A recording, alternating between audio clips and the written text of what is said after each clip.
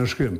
Na kemi parë edhe para 5 vite kur kryeministri në detyrë i tanishëm ka ardhur me premtimin e fuqishëm që do ta kthej edhe do ta bëj shërbimin e detyrueshëm ushtarak. Edhe mu këtë studien e juaj e kam thonë që ajo është e pamundur për më arrit, duke pas parasysh rrethona, duke pas parasysh ekonominë e Kosovës dhe gjitha elemente tjera që nuk Pse u stopua ai si projekt, pra, general, çështja e shërbimit të detyrueshëm ushtarak? Unë mendoj që edhe ky vendim i sodit do të jetë për një kohë të caktuar apo do të stopohet përgjithmonë, sepse gjitha këto elemente njerëzit e caktuar politikës po tregojnë edhe po thojnë ato çka don qytetari me një, sepse qytetari don të ketë një ushtri të mirëfillt, të fuqishme, një polici të fuqishme dhe kjo normal që ja kënaq veshën dhe zemrën çdo qytetari të Republikës së Kosovës. Mirë po, çka me njëherë pas zgjedhjeve pasi që të fitojnë zgjedhjet, po harrojnë se çka kanë premtuar dhe po harrojnë se çka është mirë për qytetarën e Republikës së Kosovës.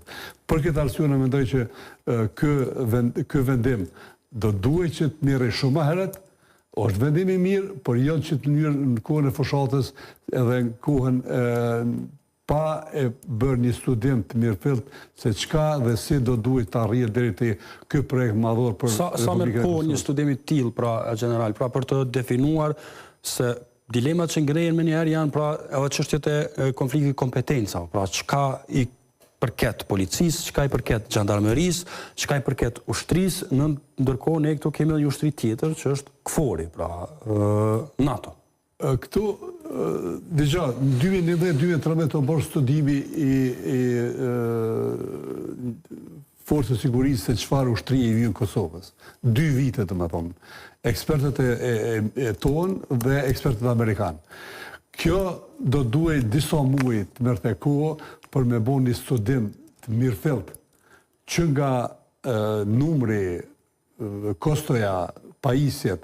Kjo forcë do duhet që të ketë topa deri 20 mm, ju lejohet forcat policore që të lejojnë luftimin e gjitha të këshijave që vijnë kufirit, qoftë QRCK, qoftë luftimi i krimit të organizuar, qoftë luftimi i terrorizmit, qoftë luftime tjera të dëmshme për Republikën e Kosovës. Do duhet që të kenë automjete të blinduara, automjete të ndryshme, qoftë edhe motocikleta, qoftë edhe pajisje tjera.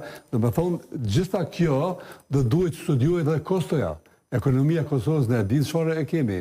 Edhe a mund ta përballoni buxhetin e Kosovës, sa mund ta përballon, çfarë forcë i nevojitet.